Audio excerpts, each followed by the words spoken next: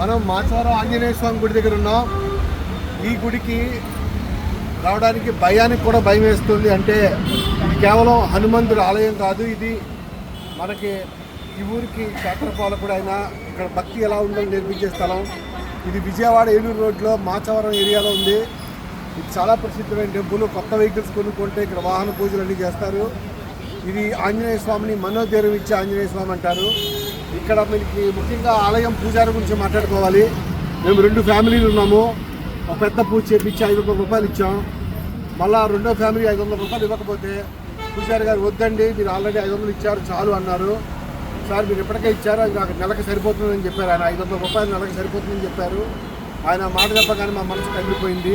తర్వాత పూజారి గారు చెప్పారు, నాకు కావాల్సి ఎక్కువ కాదు, పాలు తాగడానికి తినడానికి చాలు, ఎక్కువ పెట్టుకునే ఉద్దేశం లేదని చెప్పారు. ఆయన 9 సంవత్సరాల వయసు నుంచి వాళ్ళు 66-70 ఏళ్ళు వచ్చినాయి ఆయనకి. ఇక్కడే పనిచేస్తున్నారు. సో అది ఆలయ యొక్క గొప్పతనం. ఆ పూజారి గారి వల్ల కూడా దీనికి మహత్యం ఉండొచ్చు. సో అంతేకాకుండా విజయవాడ ఏలూరు రోడ్లో ఉన్న ఈ గుడి వెహికల్స్ అన్నీ కూడా ఇక్కడ ఆగి పూజ చేసుకుని వెళ్తాయి.